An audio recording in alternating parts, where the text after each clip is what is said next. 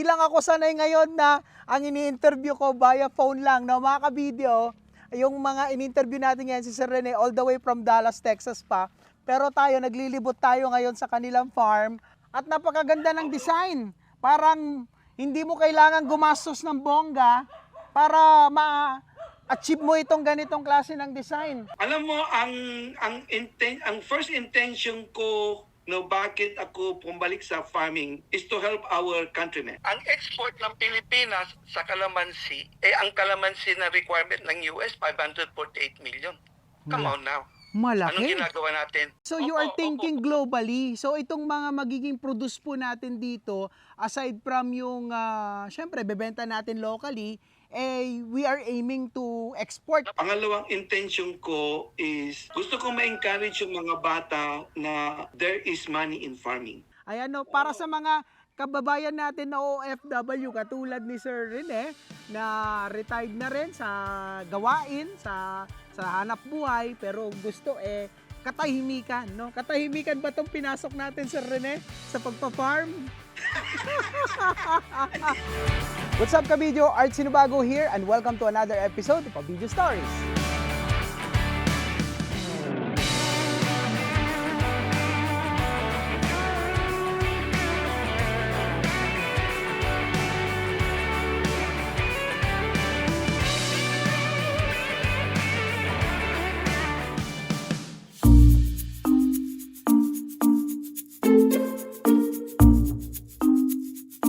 What's up mga ka-video? Kamusta po kayo? For today's video, nandito tayo ngayon sa Barangay Inmanduyan, sa bayan po ng Lawak, sa lalawigan ng Pangasinan na kung saan ating bibisitahin ang isang integrated farm. Ating aalamin ang kanilang mga future plans na kanilang gagawin dito sa kanilang farm. At the same time, kikilalanin po natin ang kanilang farm manager. At the same time, yung may-ari po dito at iba pang mga tauhan po nila na nagmamanage ng kanilang farm. Tara, let's go! Hi. Hello sir, good morning po. Good morning. Good morning, sir. This time sir, bago lahat, magpakilala po muna tayo sa ating mga ka-video. Ko si Marvin Bautista, farm manager ni Sir Rene. Ayun, ayan.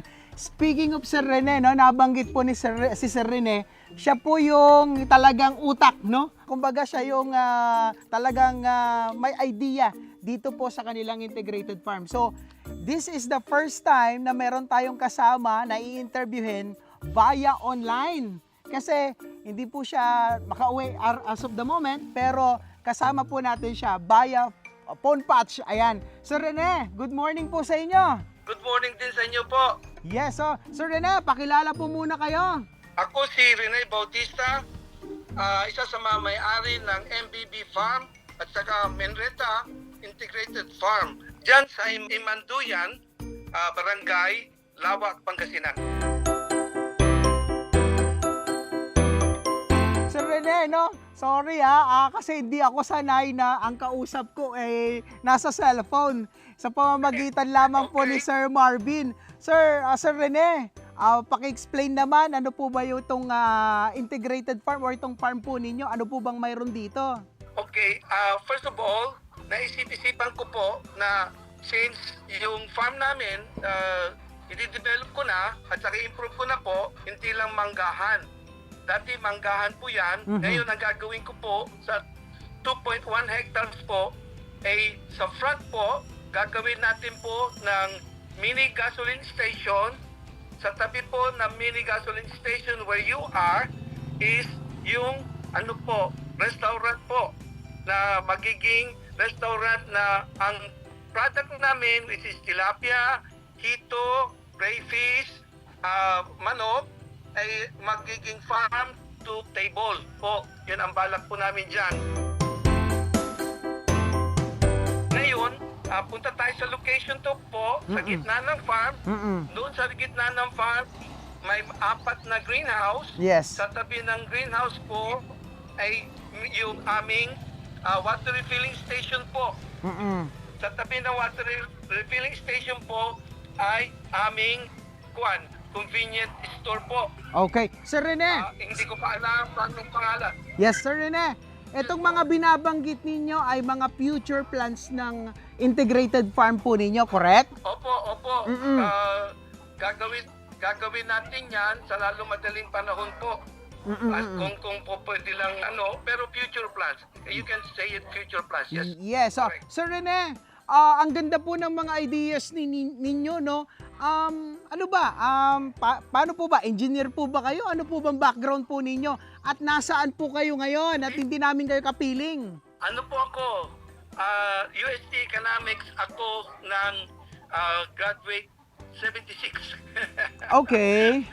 Tapos, after economics, napunta ako ng States to follow my wife. Nurse yung wife ko po. Nasa Baylor University Medical Center. Kumuha ako ng second degree ko. Yes po. Ang second degree ko po is, information technology po. IT. Tapos, Yes. ang nangyari, IT. Pagkatapos nun po, sa Dibra University, hindi pa ako naanuan, kumuha ako po ng master's ko po. So may master's po ako sa IT, project management, at saka MBA. Yes, sir. Sir Rene, Yun po. oo. Despite those achievements po ninyo, no, itong mga tinapos po ninyo, parang Opo. malayo sa gagawin natin ngayon dito, parang sa agriculture, sa farming. Paano nyo naisipan na pasukin po ito?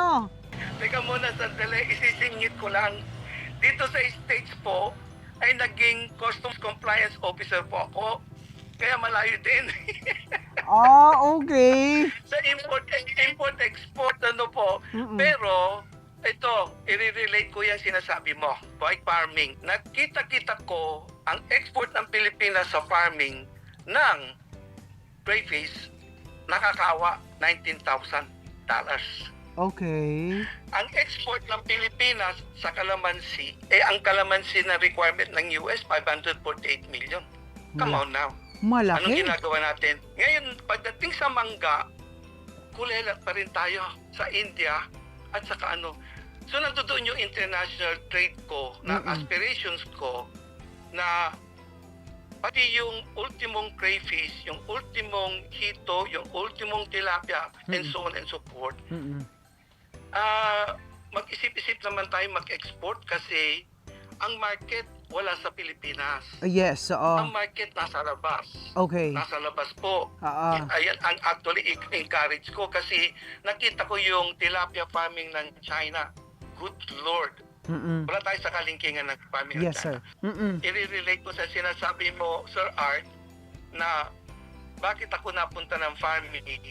Nung nag-research po ako, medyo na ako galing din ako ng farming. Tinulungan ko ang papa ko sa farming, tubo noon, sugarcane. Yes, sir. Just Yes to po. interrupt, no, tawag nun, so you are Opo, thinking opo. globally. So itong mga magiging produce po natin dito, aside from yung, syempre, bebenta natin locally, we are aiming to export. Oo.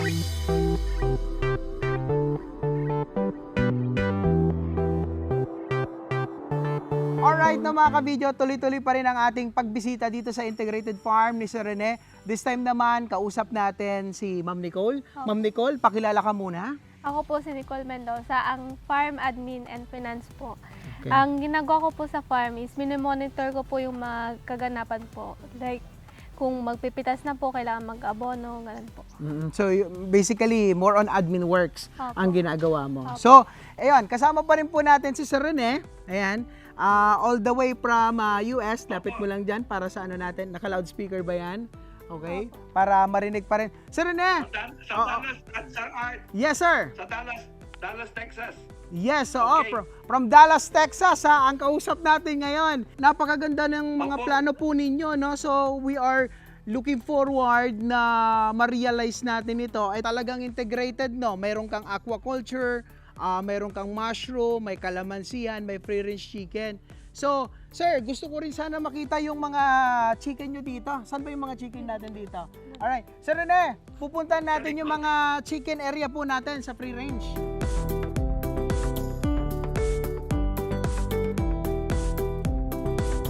Kukunti pa lang nandoon pero kasi ka-start lang namin, alam mo naman, in-inspire mo kami dahil dinala mo kami sa MKLL.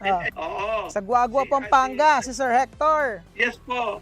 Ikaw pa rin nag-inspire sa akin doon. Sa Yes. Kalamansi naman, sasabihin ko sa iyo kung sino dinala mo sa akin na na-inspire ako. Yan. Sa iyo ko kinokopya yung mga pinapakita mo. Wow, salamat naman, no, Sir Rene. Do, sabi ko, di lang ako sanay ngayon na ang ini-interview ko via phone lang, no, mga ka-video. Yung mga in-interview natin ngayon si Sir Rene all the way from Dallas, Texas pa. Pero tayo, naglilibot tayo ngayon sa kanilang farm at kasama natin si Ma'am Nicole, ang kanilang finance and admin officer. So this time, ang laki ng farm. Sir Rene, ilang hektarya ba itong farm po ninyo? 2.1 hectares po. Wow! 2.1! Ang laki nun, ha? So, 2.1 po. oo, nakikita natin dito, ang daming mga mangga. Mga ilang puno po ng mangga meron kayo dito, sir? To start with, ang tinanim ng papa ko is 100. Ngayon, siguro po, nasa 79, 78 na lang po. Mm. Tapos, pero dinagdagan ko ng 11 sa isang side. Pinaakyat ko po ng 92, 93. Yun, oh. Kasi parang ano na eh, may mga edad na tong mga mangga nyo dito, Sir Rene. Panahon pa ni Papang yan. Mga 60s, 70s, mga ganon. So, matatanda na itong mga mangga po ninyo dito. Middle 70s, early 80s. Okay, so siguro nag-range to na mga 50 years old. No? So medyo may edad na itong mga mangga po nila, ano, mga kabidyo. Eto, Sir Rene, I am so excited makita itong farm po ninyo, especially itong free-range chicken ninyo. Ayan, so as we can see, papunta tayo ngayon dito sa loob ng kanilang farm. Ang ganda ng design. Puro kawayan. Ayan. So, nandito kami ngayon sa free-range chicken ninyo, Sir Rene. At kasama pa rin natin si Ma'am Okay, Nicole. Ayan. Wow. Ang ganda ng design. Napakaluwang. Natutuwa ako, Sir Rene. Kasi ibang design naman itong nakikita natin ng kulungan ng mga manok po ninyo. As in literal na free-range kasi maluwag, spacious, at napakaganda ng design. Parang hindi mo kailangan gumastos ng bongga para ma-achieve mo itong ganitong klase ng design. Sa ngayon, Sir Rene, ilang piraso yung nauna nyong panimulang mga free-range dito na chicken na kinuha nyo kay Sir Hector? Ang kinuha ko kay Sir Hector, 25 po na layers at saka 20 po na broilers. 25. So halos nasa 40 plus. Nasa 45 kami ngayon. 45, wow. Ang ganda, oh. Parang ganito rin yung mga alaga natin sa Pangasinan kasi binigyan din tayo ni Sir Hector ng mga manok. Ito, ang malalaki ito, Sir Rene, paglaki. Sabi, request ni Ma'am Mary, shout out mo daw siya. Ay, oo. Speaking of Ma'am Mary. Ni Sir Art, sabi mo naman, shout out niya ako. Ayan. Kasi project din namin yan. Yes, oo. Kay Ma'am Mary Kapati and kay Sir Hector Galura ng Guagua, Pampanga. Magandang araw sa inyo. Yung kanilang mga chickens, mga manok po nila, nandito. Because of our video, nakita ni Sir Rene, bumili po sila eto ngayon. So, kung titingnan natin, ang ganda ng design. Napakahaba. Look, ayan. Tingnan nyo mo dun, oh. Parang ang estimate ko nito, 1, 2, 3, 4. Mahaba ito. Ilang feet kaya ito? Ang bahay nila po, Sir Art, Yes. 30 square meters, 3 by 10. 3 30 by- square meters. Okay. No? Okay. Yung kulungan. Oo. Tapos yung laruan nila, yung playground ng manok is Marvin, tulungan mo ako. ilang meters by Halika dito. what? 17? Sinasabi yung laruan nila. Ayan. Eto, guys, no, mga kabidyo, parang malaya silang makakapag-play dito. Pero kung titingnan natin ng mga kabidyo, naka-free-range pa rin sila kahit nakakulong. No, parang napaka-ironic nun. Pwede ba natin pasukin? Ayan, pwede ba tayong pumasok? Papasok kami, Sir Rene, ha? Titingnan ko ng papakita natin sa mga kabidyo natin yung kanilang mga alaga. Ito, oh. Sir Art, mayroon lang ako idadagdag. Yes, sir. Yung kawayan na ginagamit yan, makikita mo dyan sa isang side, puro galing sa tanim namin na kawayan. Wow, ang dami. May limang puno kami, kumpol-kumpol. Oo. Diyan kami kumukuha. Yun ang maganda dito sa sa probinsya, Sir Rene. Yung mga yung mga indigenous materials like kawayan na gagamitin mo sa yung mga kulungan nandito lang sa tabi-tabi, no? At di mo na kailangan bumili. Pero ito guys, meron silang ipa, no? At nandito na yung mga chickens nila. Ay, may itlog diyan. Asaan? Titingnan nga natin. Where? Ayun! May Ayun, merong isa. Ay, dalawa. Ayun, Dalawa ba? Everyday ba? Dalawa? Guys, oo. Eto, nakakatuwa, sabi ko nga. Ayan, may dalawa na silang dito. Nung nakarang araw, dalawa din. Opo. O, tapos dalawa ulit today. Opo. Ayan, so parang nagiging consistent na silang dalawa. Yung iba, Sir Rene, hindi pa talaga pumunta sa maturity para mangitlog. Hindi pa po. Yung broiler namin para sa meat, 20. Oh, okay. Ito guys, so itong kagandahan kapag may alaga kang mga manok sa iyong bakuran o sa inyong farm, everyday harvest ka niya na pwede mong kainin. Pero syempre depende sa purpose ng pag-aalaga. Pwede rin naman kasi magparami, ibenta yung itlog, o kaya naman personal consumption. Yun. So, ikaw ba, kumakain ka rin ba ng itlog? Opo. Ayan, ilang itlog? Isa lang. Isa lang kada araw. Ayan. Si Sir Rene, paborito nyo rin po ba ang itlog? Ay nako, natuto ako dyan sa yung vlog mo. Ang pwede palang kainin na isang tao, 3 na itlog isang araw. Wow, talaga namang avid viewer natin si Sir Rene. Nakasubaybay talaga. Alright, so Sir Rene, tapos na tayo dito sa inyong free range area. Gusto ko naman puntahan yung iba pang location ng inyong farm para may pakita natin sa ating mga kabidyo. Alright, so let's go!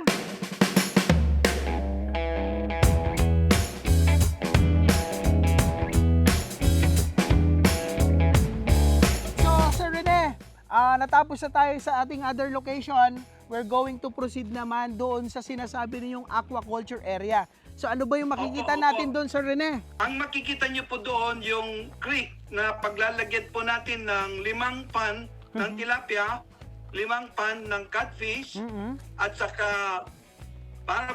probably 3 yung kasi iniisip ko pang mabuti yung crayfish kasi parang nainganyo ako sa catfish at saka tilapia. Mukhang mas intiman yun kaysa sa crayfish. So itong area na to, Sir Rene, ito. Yan yung lapitan nyo po yung Sir Art, lapitan nyo po yung creek. Kung nandyan si Marvin, ilalapit kayo po doon. Okay. So ito yon. Okay. So sa cliff, Opo. ito ano pa to? Bubutasin pa ito. Okay. Ito gagawing yan, fish pan kasi ideally parang na siya palalim na siya So kunting hukay na lang ang gagawin diyan, Sir Rene, no? Ang gagawin natin diyan, Sir Art, puro concrete. So yung binabanggit ni Sir Rene, no, mga ka-video, so itong area na ito, i-convert daw nila into pond. Pagiging oblong, kasi oblong yung nakita ko na magandang 3 by 5 meters. Wow. Correct. Okay. 3 meters by 5 meters. Yes, so medyo malaki pa rin yun, no? Pan. Sa ngayon, hindi pa natin nare-realize or nakikita yung binabanggit ni Sir Rene, but that is their future plans, no? Magkakaroon ng 5 pan para sa tilapia, okay? Tapos 5 pans din para sa catfish or hito. Circular or oblong yung design. Opo. Para parang I think Opo. mas ideal ata ngayon, no? Kasi marami na rin tayo nakikitang mga ganyan na design. Hindi na siya katulad ng traditional na square.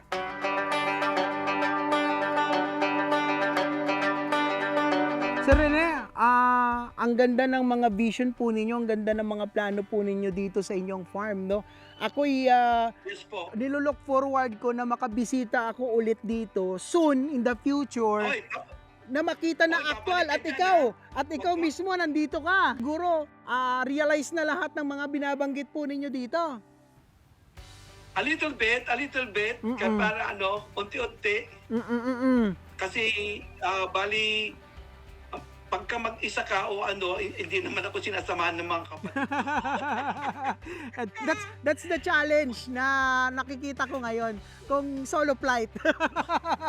Solo flight ako, ang Sir Art, solo flight ako ng mga ano dyan lahat. Yes, sir. Kaya, Sir Rene, buti na isisingit niyo po ito. Ano ba yung pinakatrabaho niyo dyan? Or nag-retired na po ba kayo? Or what? Retired na, Sir Art. Retired na. Naghanap na ako ng gagawin ko after retirement. Kaya pala. Ayan o, para sa mga kababayan natin na OFW, katulad ni Sir Rene, na retired na rin sa gawain, sa hanap buhay, pero gusto katahimikan, no? Katahimikan ba tong pinasok natin, Sir Rene, sa pagpa-farm? Hindi ko alam, mukhang hindi. Hindi ba kasi ang daming mga kababayan natin, Sir Rene, kapag sinabi nila, retirement plan ko, magpa-farm na lang ako. Pero sa inyong palagay, sa inyong opinion, bakit ganun ang mindset ng mga kababayan na natin na gustong mag-retire katulad po ninyo? Alam mo, ang first intention ko no bakit ako pumalik sa farming is to help our countrymen. Yun ang unang intention ko, magbigay ng employment dyan sa Inbanduyan. Okay. Pangalawang intention ko is gusto ko ma-encourage yung mga bata na there is money in farming. Okay. Hindi nyo nakukuha sometimes sa abroad. Kung magaling lang kayo, nandiyan na sa atin kung tutuusin.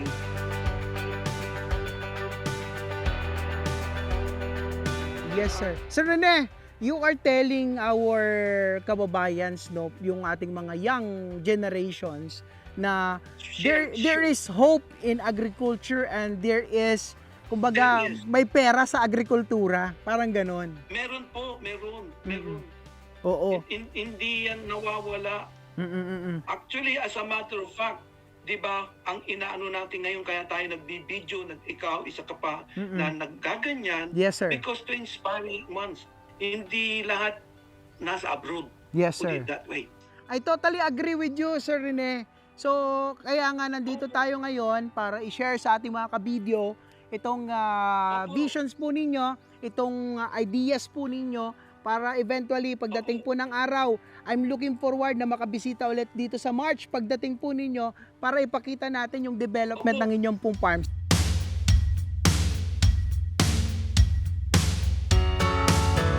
Kasi sabi nga natin, there is hope in agriculture dito sa Pilipinas. Kailangan lang natin pagyamanin yung lupa natin, yung resources natin. Yun lang, may kaakibat lang, no, Sir Rene, na kaunting gastusin. Kung matyaga ka, nandiyan dyan ang mga may pag-uutangan ka. Babakapang ka ng agriculture, Department of Agriculture, babakapang ka ng maraming gobyerno baback up sa'yo. Kung minsan pa nga isusubsidize ikaw. Yes. Kung marunong ka lang, Sir Rene, kung marunong ka lang kumonekta sa tamang tao, sa tamang ahensya. Yes. May kilala kasi akong ganyan, Sir Rene, yung na-feature natin last time, ang panimula niyang puhunan, inutang niya lang.